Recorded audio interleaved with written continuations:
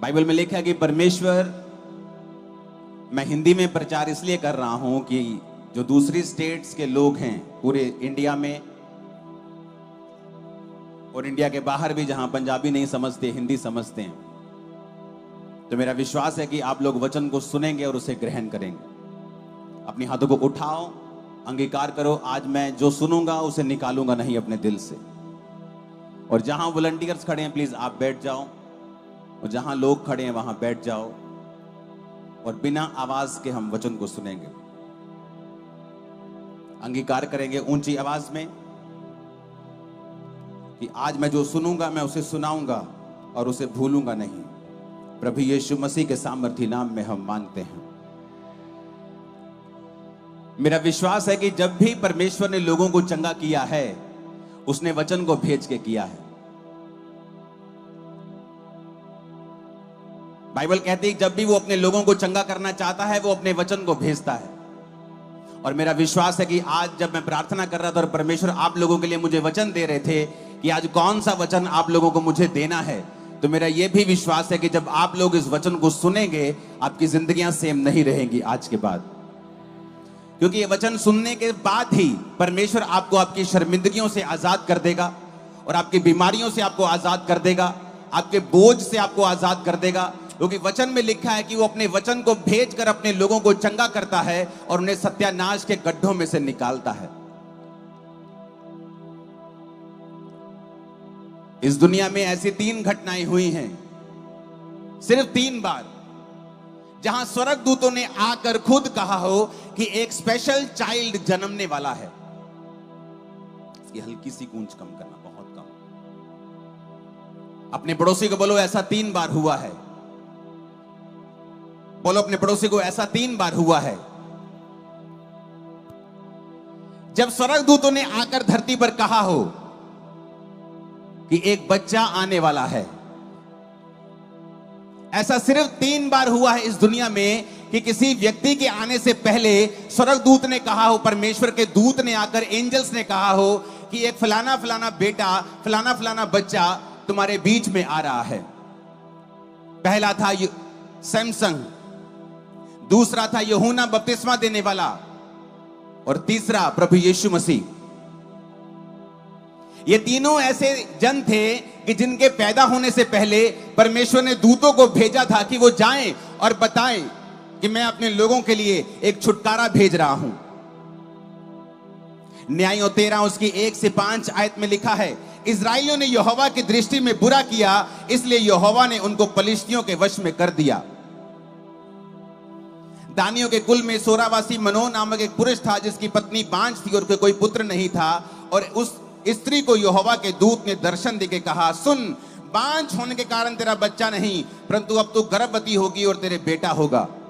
परंतु सावधान रह, ना तो दाख मधु, ना किसी प्रकार की शराब, ना कोई शुद्ध वस्तु तू खा, क्योंकि तू गर्भवती होगी और तेरे एक बेटा उत्पन्न होगा।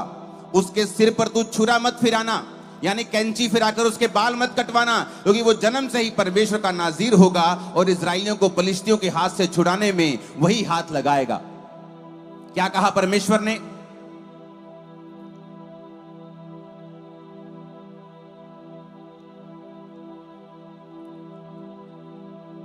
कि वो इस्राएलियों को छुड़ाने वाला होगा। लेकिन जब हम पहली आयत को दोबारा पढ़ते हैं, इस्राएलियों ने यहोवा की दृष्टि में बुरा किया और यहोवा ने उनको पलिश्तियों के वश में 40 वर्ष के लिए रखा। जब भी इस्राएली परमेश्वर की दृष्टि में कुछ बुरा करते थे, तो वचन कहता है कि उनके दुश्मन उनके ऊपर कब्जा कर लेते थे। शुरू से लेकर ही अब तक ऐसा ही होता आया है। जब भी परमेश्वर ने अपने लोगों को छुड़ाता था और वो लोग परमेश्वर से फिर पाप करने लगते थे, मूर्ति पूजा करने लगते, व्यभिचार करने लगते, और बाइबल कहती है वो पाप के कारण परमेश्वर फिर से उनको बंधुआई देता था। और यहां भी ऐसा हो रहा था।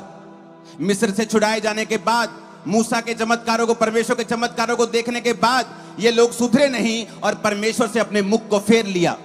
जब आदमी परमेश्वर से अपने मुंह को फेर लेता है तो वचन कहता है कि शैतान उसके ऊपर कब्जा करेगा।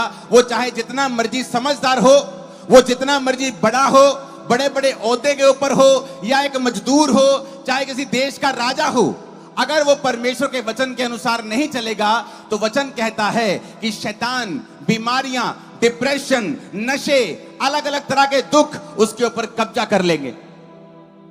पुराने नियम में वो कब्जा शारीरिक रूप में होता था और दूसरे देश उनके ऊपर कब्जा कर लेते थे।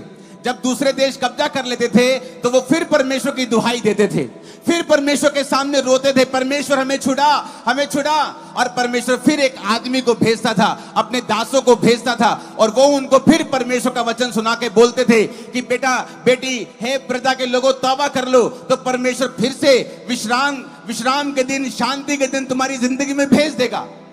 तो वो फिर तौबा करते थे और फिर परमेश्वर उनको शांति देता था, फिर उनको चंगा करता था, फिर सांपों को, बीमारियों को उनकी जिंदगी से दूर कर देता था। और यहां पर वचन लिखा है कि जब उन्होंने परमेश्वर की दृष्टि में बुरा किया तो परमेश्वर ने एक फिर डिलीवरर को, एक छुटकारा देने वाले को उनके बीच में पैदा किया। स्वर्गदूत आया और कहा कि तेरे अंदर जो बांझपन है अब वो खत्म हो जाएगा। परमेश्वर तेरे को एक बेटा देगा, उसके सिर पे छुरा नहीं फिरना चाहिए। ये कब की बात है? यीशु मसीह के जन्म से 1000 साल पहले की। अगर 2000 साल हो गए यीशु मसीह को जन्म लिए तो 1000 साल पहले, यानी ये घटना है आज से 3000 साल पहले की, जब दूत ने कहा इसके बाल लंबे रखना, इसके बाल मत कटवाना, क्योंकि ये परमेश्वर का नाज़ीर होगा और इजराइलियों को फिलिस्तियों के हाथ से यही छुड़ाएगा। क्योंकि परमेश्वर अपने लोगों को शुरू से छुटकारे का सुसमाचार देता आया है। परमेश्वर को नापसंद है आपका बंधनों में रहना। वो बंधन बीमारी का हो, वो बंधन गरीबी का हो, वो बंधन डिप्रेशन का हो, वो बंधन बांझपन का हो, वो बंधन किसी भी चीज का हो। परमेश्वर को नापसंद है आपका बंधनों में रहना। उसका नापसंद, वो परमेश्वर पसंद नहीं करता कि आप लोग बंधनों में रहें, बॉन्डेजेस में रहें, बीमारियों में रहें, गरीबी में रहें, श्रापों में रहें। तो परमेश्वर अपने छुटकारा देने वाले को समय समय पर भेजता रहता है। इस दुनिया में सिर्फ 3 इंसिडेंट ऐसे हुए हैं कि जब एक स्वर्गदूत ने धरती पर आकर बोला हो कि परमेश्वर का एक खास जन पैदा हो रहा है। और अगर आप तीनों जनों को देखेंगे, चाहे वो सैमसंग हो, चाहे वो यूहन्ना बपतिस्मा देने वाला हो, चाहे वो प्रभु यीशु मसीह हो, तीनों ने परमेश्वर के छुटकारे का समाचार लेकर वो इस धरती के ऊपर आए थे। आज जब हम वचन को पढ़ते हैं, हम क्या देखते हैं कि परमेश्वर शुरू से ही हमें छुटकारा देना चाहता है। वो छुटकारा, स्क्रीन बार बार बंद हो रही, तुम भी देख रहे हो, अंधे नहीं हो तुम। ये वाली, ये मेरे सामने वाली, अपने हाथों को उठा के बोलो हालेलुया। ऊंची आवाज में बोलो हालेलुया। अपने पड़ोसी को बोलो परमेश्वर सुसमाचार देने के लिए आया है, छुटकारे का सुसमाचार। ऊंची आवाज में बोलो छुटकारे का समाचार। फिर से बोलो ऊंची आवाज में, छुटकारे का सुसमाचार। समय समय के ऊपर परमेश्वर अपनी मर्जी को आपको बताता आया है। और बाइबल कहती है उसने सैमसन को भेजा और वो आकर इजराइलियों को छुड़ाने लगा, फलिस्तियों को मारने लगा। और फलिस्ती कुछ भी नहीं कर पाते थे। आत्मा उतरता था सैमसन के ऊपर और गधे के जबड़े की हड्डी से वो 1000 मनुष्यों को मार देता था। कोई उसको पकड़ नहीं सकता था। जब आत्मा उस पर उतरता था तो कोई इस इंसान को पकड़ नहीं सकता था। वो पुराना नियम था। किसी किसी के ऊपर आत्मा उतरता था, किसी किसी से प्रभु बात करते थे।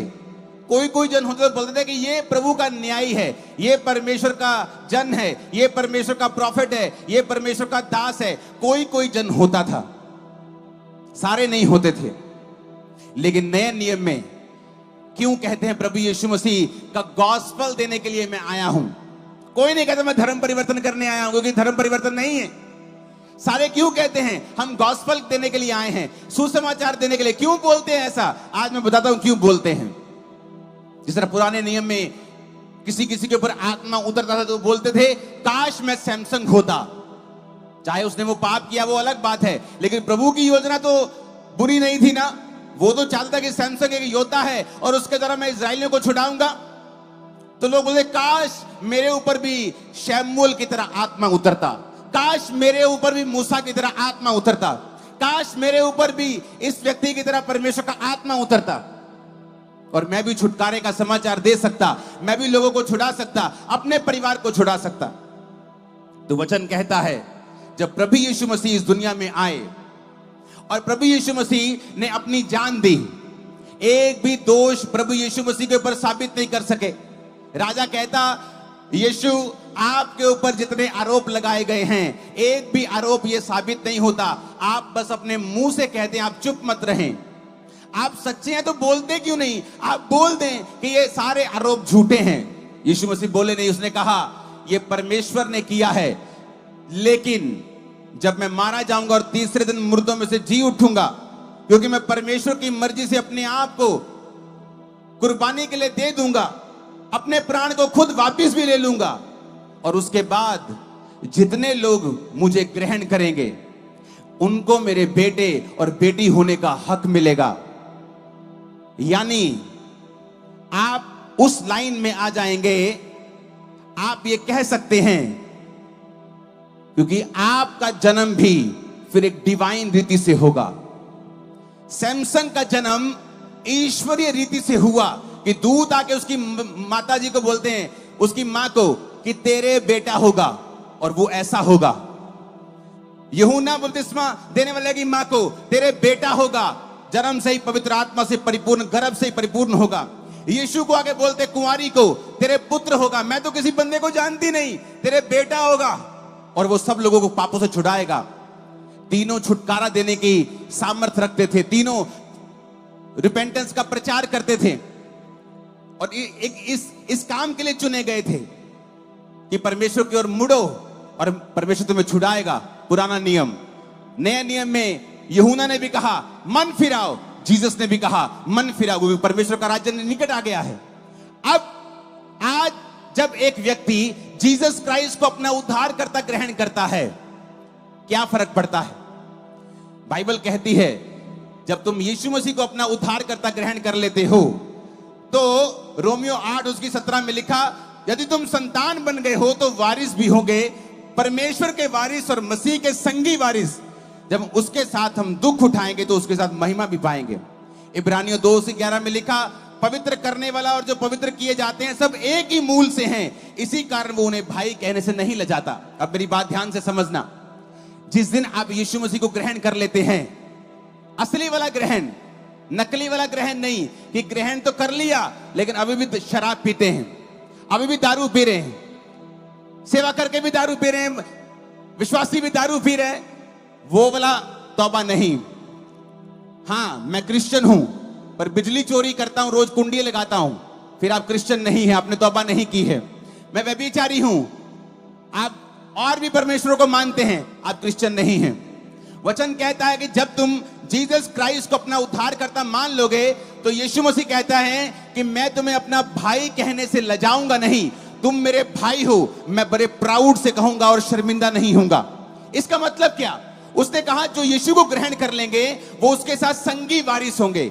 यानी अगर ये दो बक्से और ये स्क्रीन यीशु की है तो मैं भी इसके साथ संगी वारिस हूं, ये दो मेरे भी हैं और स्क्रीन मेरी भी है। इसका मतलब क्या? इसका मतलब जो कोई परमेश्वर को ग्रहण कर लेगा, वो किसी भी धर्म का हो, किसी भी जात का हो, ऊंचा हो, छोटा हो, किसी भी गरीब हो, अमीर हो, कोई मायने नहीं करता। परमेश्वर कहता जिस तरह मेरा जन्म डिवाइन रीति से हुआ और छुटकारे का रास्ता बन गया, उसी तरह से तुम्हारा जन्म भी डिवाइन रीति से होगा। जब तुम यीशु मसीह को ग्रहण कर लोगे, तुम उसी लाइन में आ जाओगे जिस लाइन में यीशु मसीह है, जिस लाइन में यूहन्ना बपतिस्मा देने वाला है, जिस लाइन में सैमसन है, और छुटकारा तुम्हारा हिस्सा होगा और तुम्हारे घराने का हिस्सा होगा यीशु मसीह के नाम में। यह बात समझने की जरूरत है कि जब मैं यीशु मसीह में आ गया तो समझो मेरा भी फिर जन्म वैसे ही हुआ जैसे जीसस का हुआ, डिवाइन रीति के साथ। जो जल और आत्मा से जन्मेंगे वो क्या होंगे? परमेश्वर के पुत्र कहलाएंगे। जो जल और आत्मा से जन्मेंगे वो परमेश्वर के राज्य में प्रवेश कर जाएंगे। जल मतलब वचन के द्वारा बपतिस्मा लेना, आत्मा से जन्मना, नया जीवन पाना, पवित्र आत्मा को पाना। जब आप नया जन्म पा लेंगे, आप उसी लाइन में आ जाएंगे। जिस लाइन में प्रभु यीशु मसीह फिर कहता वो तुम्हें अपना भाई कहने से लजाएगा नहीं। फिर वो बंधन जो तुम्हारे ऊपर है, वो शैतान जो तुम पे कब्जा किए रहता है, तुम्हारी जिंदगी के ऊपर वो रह नहीं पाएगा, तुम्हारी लाइफ के ऊपर वो कब्जा नहीं कर पाएगा। या तो आप क्रिश्चियन हो सकते हो या डिप्रेशन के मरीज हो सकते हो। एक रियल आत्मा से भरा हुआ क्रिश्चियन कभी भी डिप्रेस नहीं हो सकता।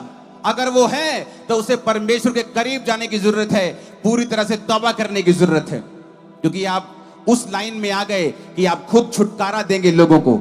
आप खुद, यीशु मसीह ने कहा मैं तुमको जीवन जल का सोता बना दूंगा, तुम्हारे अंदर से जीवन जल का सोता बहेगा। तुम बात करोगे लोग छूट जाएंगे, तुम बात करोगे लोग आत्माओं से, दुष्ट आत्माओं से आजाद हो जाएंगे। मैं तुम्हें जीवन जल का सोता बना दूंगा। शैतान जानता है कि आप इतने स्पेशल हैं। जिस तरह 3 लोग दुनिया में स्पेशल थे, फिर आप भी स्पेशल हैं, क्योंकि जिस तरह आत्मा किसी किसी पे उतरता था, वचन में लिखा कि अंत के दिनों में वो आत्मा सब मनुष्यों के ऊपर उंडेला जाएगा जो परमेश्वर के ऊपर यकीन करेंगे। जब आत्मा उतरता सैमसन के ऊपर, वो बड़े बड़े काम करता था। जब आत्मा तुम्हारे ऊपर उतरेगा, तुम भी बड़े बड़े काम करोगे। आप बोलोगे, सैमसन को लोग बोलते थे कि ये तो बड़ा, लोगों को लगता है कि सैमसन बड़ा बलवान पुरुष था। उसके 16-16, 18-18 इंच के डोले थे, 6 पैक ऐप थे, 6.5 फुट 7 फुट का था। ऐसा नहीं था। सैमसन एक आम पतला व्यक्ति था, लेकिन जब आत्मा उतरता था तो वो बड़ी बड़ी सेनाओं को अकेला हरा देता था। तो लोग कहते थे हुए ये क्या हो रहा है, क्योंकि महिमा खुदा को मिलनी चाहिए। आज जब मैं प्रचार करता हूं, मैं ये नहीं कहता मैं कंप्यूटर इंजीनियर था, मैं बड़ा अच्छा बोलता, प्रभु ने मुझे चुन लिया। मैं पागल था जब प्रभु ने मुझे चुना। सामने नहीं देख सकता था, लोगों से बात नहीं कर सकता था, इतना डिप्रेशन का मैं रोगी था। तो मैं कहता हूं कि परमेश्वर ने अपनी आत्मा को मुझे ऊपर उतारा, तो आज मैं बदल गया हूं। तुम भी बदल जाओगे, तुम्हारा घराना भी बदल जाएगा जब आत्मा तुम पे उतरेगा। आज का वचन थोड़ा डीप है, आपको ध्यान से समझना पड़ेगा कि 3 लोगों को स्वर्गदूतों ने कहा कि मैं भेजने वाला हूं, और जब सैमसन के ऊपर आत्मा उतरता था तो सब कुछ बदल जाता था। लोग बोलते थे ये तो वही बारीक सा लड़का नहीं है, ये तो बारीक सा आदमी नहीं है। ऐसे कैसे हो जाएगी? 1000 आदमी को गधे के जबड़े की हड्डी से मार दिया। चलो बोलो तलवार से मार दिया, समझ आती है कि 10 को मार दिया, 20 को मार दिया, सेना को मार दिया गधे की जबड़े की हड्डी से, एक लाठी समान एक चीज से इतनी बड़ी सेना को खत्म कर दिया, प्रोफेशनल सेना को खत्म कर दिया। ऐसा कैसे हो सकता है? क्योंकि उस पे आत्मा उतरता था और वो परिवर्तित होकर और मनुष्य हो जाता था। इसीलिए प्रभु यीशु मसीह के जन्म के बाद आपको ये प्रिविलेज मिला कि जो आत्मा किसी किसी पे उतर सकता था, अब नए नियम के ऊपर परमेश्वर ने कहा अंत के दिन में वो आत्मा सब मनुष्यों के ऊपर उंडेला जाएगा। सब तेरे दास तेरे दासियों के ऊपर, तेरे बेटे तेरे बेटियां भविष्यवाणी करेंगी, दर्शन देखेंगे, पूर्णिय जवान दर्शन देखेंगे, पूर्णिय स्वप्न देखेंगे। ऐसा लिखा गया। क्यों? क्योंकि वो परमेश्वर आपको एक स्पेशल जन बनाना चाहता है। आप जब यीशु मसीह को कबूल करते हैं, परमेश्वर आज से व्यभिचार छोड़ता हूं, आज से शराब छोड़ता हूं, आज से मैं सब चीजें छोड़कर, सब पाप छोड़कर अपना जीवन तुझे देता हूं। जिस तरह उनका जन्म डिवाइन रीति से हुआ था, आपका जन्म भी डिवाइन रीति से हो जाता है। फिर वो जो उनके पास था आपके पास भी होगा। आप अलग होंगे पूरी दुनिया से, दिखने में तो आम से होंगे, लेकिन जब आत्मा आप पे उतरेगा लोगों की आंखें खुली और मुंह खुला रह जाएगा। मैं आपको बता रहा हूं। इसीलिए परमेश्वर ने कहा ना बल से ना शक्ति से, बल्कि परमेश्वर की आत्मा के द्वारा। फिर आप देखेंगे, आप अपने बिजनेस को कर रहे होंगे और आप आत्मा से भरपूर होंगे। पवित्र आत्मा आपको बताएगा कि बेटा ऐसे बिजनेस नहीं करना है, इस तरह से करना है। बेटा ऐसे जॉब नहीं करनी है, इस तरह से करनी है। बेटी इस तरह से पढ़ाई नहीं करनी, ये वाली सब्जेक्ट में लेनी है पढ़ाई, आगे इस सब्जेक्ट में बढ़ना है। क्योंकि पवित्र आत्मा के बिना आप अंधेरे में हैं, आप अंधेरे में हैं। आप भेड़ चाल करेंगे, जो दुनिया कर रही है आप कर रहे हैं। हो सकता है दुनिया जिस चीज में कामयाब हो रही हो आप कामयाब ना हो। आज अगुवाई की कमी है इसी देश में या किसी भी देश में। ऐसे लोग भी हैं जिनकी आज भी डिमांड है, चाहे आप जालंधर में हो, बटाला में हो, दिल्ली में हो। अगर आपने कुछ खास कोर्स किए हैं तो यहां भी आपको लाखों रुपए मिल सकता है। लेकिन हमने कभी पवित्र आत्मा की आवाज तो सुनी नहीं। हम तो सारा दिन अपने घरों के कामों में बिजी हैं। रात को टीवी लगना होता है, मेरे बड़े फेवरेट प्रोग्राम आने होते हैं, रात को मैच होता है जी। प्रार्थना तो मैं करता नहीं, पवित्र आत्मा से भरपूरी में लेता नहीं। मैंने तौबा की है लेकिन मेरी गर्लफ्रेंड्स हैं, मैंने तौबा की लेकिन मैं शराब भी पीता हूं। मैं संडे चर्च नहीं जाता, मैं ईस्टर को जाता हूं और क्रिसमस को जाता हूं। इसीलिए आप समझ नहीं पा रहे हैं। सैमसन का जन्म हुआ कि तू आत्मा तेरे पे उतरा करेगा और दुश्मन तुझसे शर्मिंदा रहा करेगा। पर बाइबल कहती है उसने एक औरत के साथ व्यभिचार किया और दुश्मन ने उसे पकड़कर उसकी आंखों को अंधा करके एक दिन उसे खत्म कर दिया। क्योंकि जिस दुश्मन के ऊपर सैमसन को कब्जा करने के लिए प्रभु ने स्वर्ग से भेजा था, उसी दुश्मन ने उसके ऊपर कब्जा कर लिया। लेकिन यीशु मसीह के ऊपर शैतान कब्जा नहीं कर पाया, क्योंकि यीशु मसीह पापों से दूर रहे। सारी परीक्षाओं से निकलकर रोजों में, फास्टिंग में, प्रार्थना में, वचन के साथ जुड़े रहकर उन्होंने शैतान के ऊपर फतह पाई। बीमारियों को आपके ऊपर कब्जा करने के लिए नहीं बनाया गया है। गरीबी को आपके ऊपर कब्जा करने के लिए नहीं बनाया गया है। आप सोचते हैं कि शायद आपके दादा गरीब हैं इसलिए आप गरीब हैं। नो, जिस दिन आप समझ गए कि यीशु मसीह ने इजराइलियों को, यहोवा पिता ने इजराइलियों को इसलिए चुना था कि ये कौम सबसे गरीब कौम है, सबसे छोटी कौम है, मैं इस कौम को चुनूंगा। क्यों चुनूंगा? अगर मैंने बड़ी कौम चुन ली तो लोग बोलेंगे कि परमेश्वर ने देखो सानू किड्डे वधिया बंदियां नूं चुनिया सी, किन्ने अमीर सिगे, अहीं राजियां दे खानदान जो सिगे, अहीं बड़े बड़े बिजनेसमैन सिगे, रब ने सानू चुन लिया। देखो, परमेश्वर ने कहा मैं उनको चुनूंगा जो सबसे निठल्ले, सबसे गरीब हैं, सबसे धिक्कार किए हुए लोग हैं। मैं इस्राएलियों को चुनूंगा, ये छोटे हैं सबसे। तो क्या करने के लिए? परमेश्वर कहता है मैंने निर्बल को चुन लिया ताकि जो अपने आप को बलवान समझते हैं उन्हें शर्मिंदा करने के लिए। मैंने गरीब को चुन लिया ताकि जो अपने आप को अमीर समझते हैं, मैं गरीब को इतना अमीर ब्लेस करूंगा, उनको शर्मिंदा कर दूंगा। आप सोचते हैं आप गरीब हैं इसलिए प्रभु ने आपको चुना है, आप बंधनों में हैं इसलिए तो प्रभु ने आपको चुना है, आप बांझपन में हैं इसलिए तो प्रभु ने आपको चुना है कि वो आपकी लाइफ में काम करे और लोगों को बताए कि परमेश्वर है।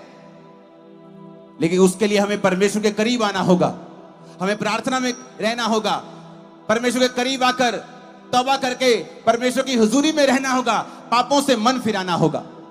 यीशु मसीह ने वचन प्रचार किया और कहा मन फिराओ क्योंकि परमेश्वर का राज्य निकट आ गया है।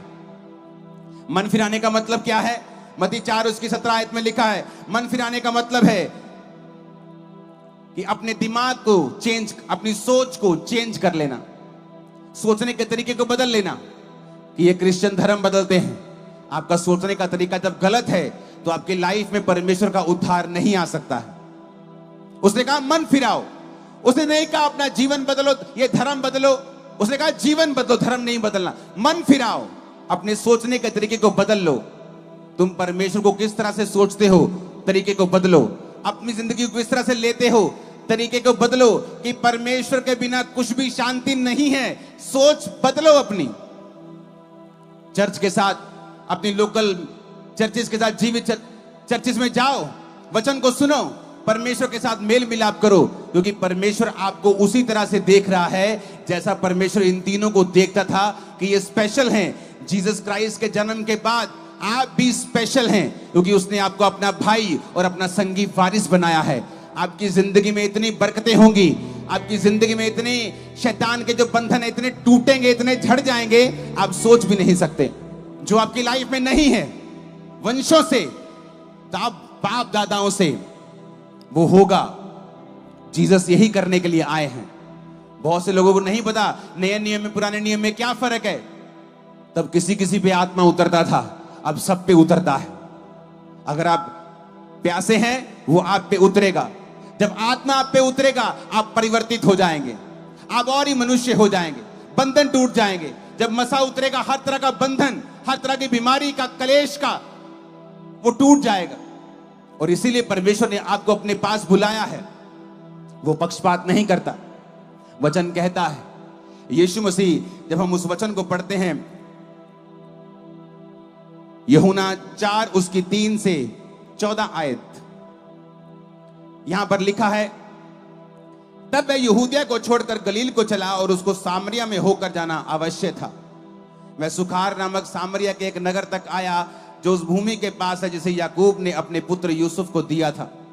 याकूब का कुआं भी वही था और यीशु मार्ग के थके हुए उस कुएं के पास बैठ गए और ये बात 6वें घंटे के लगभग हुई।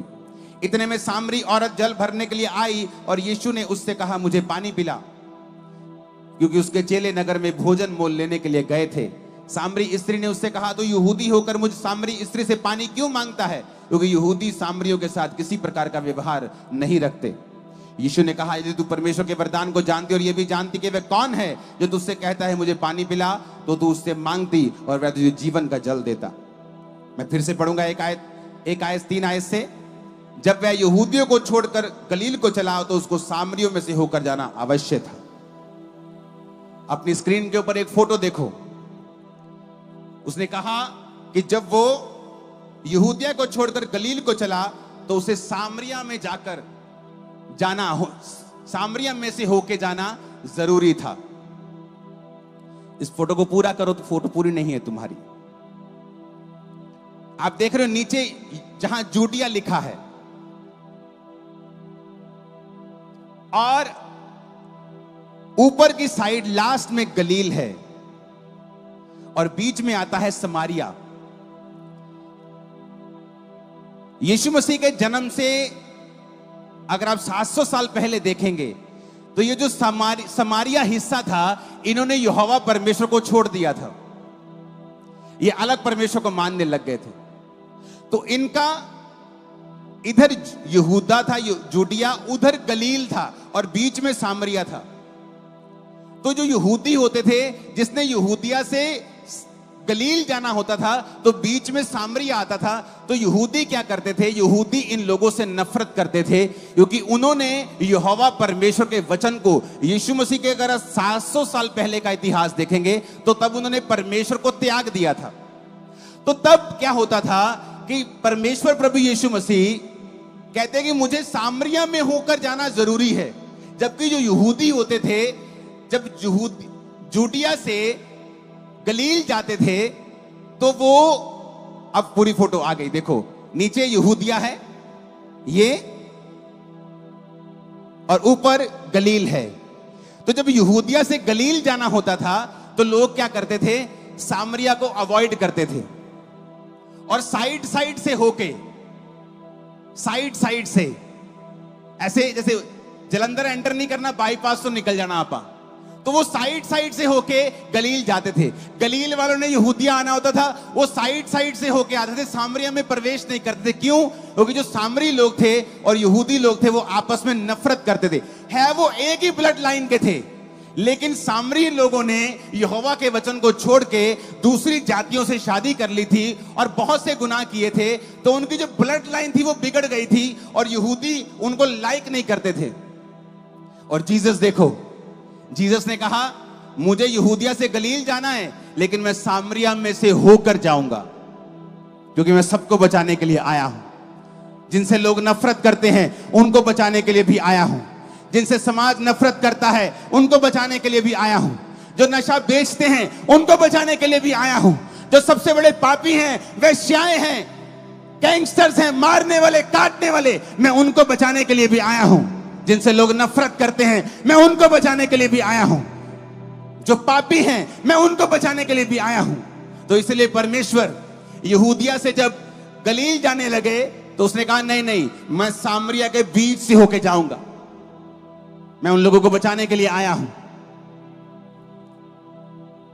मैं पापियों के लिए आया हूं।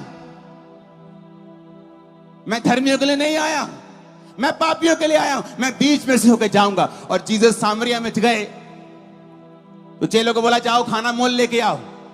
चेले खाना मोल लेने गए और जीसस कुएं के पास मार्ग के थके हुए बैठ गए और वहां एक औरत आई पानी भरने के लिए। 6वें घंटे के लगभग दोपहर को औरतें या शाम को पानी लेने आती थी या सुबह लेने आती थी, क्योंकि दोपहर को कोई गर्मी में पानी लेने नहीं आता था।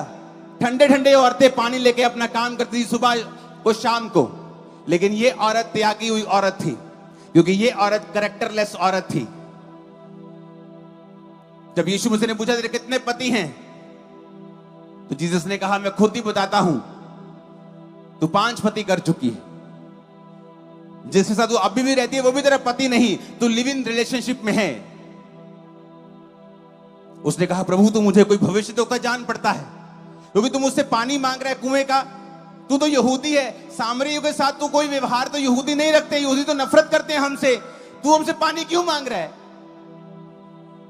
यीशु ने कहा, अगर तू जानती कि मैं कौन हूं तो तू मुझसे मांगती, मैं तुझे जीवन जल का झरना बनाता, तुझे जीवन जल देता, इसे पीकर तू कभी प्यासी नहीं रहती। उसको दिल को छू गई बातें कि ये ऐसा कौन सा भविष्यद्वक्ता है जिसने मुझे मेरी जिंदगी की परतें खोल के बता दी हैं कि किस औरत की जो दोपहर को अकेली पानी लेने जा रही, क्यों? कोई औरत उसे पसंद नहीं करती, कोई समाज का आदमी उसे लाइक नहीं करता, एक कैरेक्टरलेस औरत है वो, चाहे उसके पति के साथ उसकी नहीं बनी या कोई भी रीजन हो सकता है, चाहे वो कैरेक्टरलेस थी, लोगों ने उसे त्याग दिया था, और वो दोपहर को अकेली पानी लेने जाती थी क्योंकि सुबह उसके साथ कोई चलने के लिए तैयार नहीं था। यीशु ने उसको भी बचाया और उसको भी कहा, अगर तू जानती कि मैं कौन हूं, यानी अगर तू मुझको अपना उद्धारकर्ता ग्रहण करके मुझसे आत्मा का दान मांगे और अपने पापों से क्षमा कर ले, तो मैं तुझे जीवन जल का सोता बना दूंगा। वो भागी भागी नगर में गई, लोगों को बताया कि देखो देखो देखो, मेरे जीवन में मैंने जो कुछ किया, यीशु ने सारा कुछ बता दिया, मुझे ये कोई बड़ा भविष्यद्वक्ता जान पड़ता है, इसे कैसे मालूम है इतने पति कर चुकी, तुम्हें नहीं पता, तुम मेरे मोहल्ले के लोग, तुम्हें पूरा नहीं पता, इसे कैसे पता है? जीसस ने उसे बचाया जिससे लोगों ने पक्षपात किया। आज लोग पक्षपात करते हैं, ये जात छोटी है, ये बड़ी है, ये आदमी छोटा है, ये गरीब है, ये अमीर है। जीसस ने कहा, मैं सबको बचाने के लिए आया हूं, मैं किसी के साथ पक्षपात करने के लिए नहीं आया हूं, मैं गरीब से गरीब को बचाने के लिए भी आया हूं, मैं पापी से पापी को बचाने के लिए भी आया हूं। तुमने कितने भी बड़े पाप क्यों ना किए हो, चाहे वो लाल रंग के क्यों ना हो, मैं उन्हें धोकर बर्फ की नाई सफेद कर दूंगा, प्रभु यीशु मसीह ने कहा। क्योंकि इंसान जब पाप करता है किसी को पता नहीं होता, उसकी पत्नी को नहीं पता, उसके पति को नहीं, बच्चों को नहीं पता, उसके बाप को नहीं पता, लेकिन पाप एक बेचैनी लेके आता है, पाप बीमारियों को लेके आता है, पाप बेचैनी खालीपन लेके आता है, पाप बंधनों को लेके आता है, मानसिक शांति को खत्म कर देता है, परमेश्वर के साथ नाते को तोड़ देता है। और व्यक्ति किसे कहता नहीं है क्योंकि वो ऊंचे ओहदे के ऊपर है, वो किससे बात नहीं करता क्योंकि लोग क्या कहेंगे, लेकिन वो अंदर से खाली है, अंदर से वो खाली है, अंदर से बेचैन है, अंदर से परमेश्वर से दूर है। और जीसस ने कहा, तुम अपना बोझ मुझे दे दो और मेरा बोझ ले लो। दुनिया के थके हारे और बोझ नीचे दबे लोगों, मेरे पास आओ, मैं तुम्हें विश्राम दूंगा। अगर तुम थके हारे हो, बोझ से नीचे, बोझ के नीचे दबे हुए हो, तो मेरे पास आओ, मैं तुम्हें विश्राम दूंगा। आपका जन्म होगा आज रात डिवाइन रीति से, जिस तरह जीसस का हुआ, यूहन्ना का हुआ, सैमसन का हुआ, आपका होगा यीशु मसीह के नाम में। आमीन ऊंचे वाला चाहिए चर्च। आपका जन्म भी होगा आज रात, जब आप प्रभु को कहेंगे, प्रभु आज से मैं सीरियस हूं, आज से मेरा संडे खुदा के घर में होगा, आज से मैं रोज प्रार्थना करूंगा, आज से मेरा तन मन धन सब कुछ तेरा होगा, आज से मैं कोई पाप नहीं करूंगा, आज से कोई गंदी फिल्म नहीं देखूंगा, आज से कोई चोरी नहीं करूंगा, आज से गलत काम नहीं करूंगा, आज से व्यभिचार नहीं करूंगा।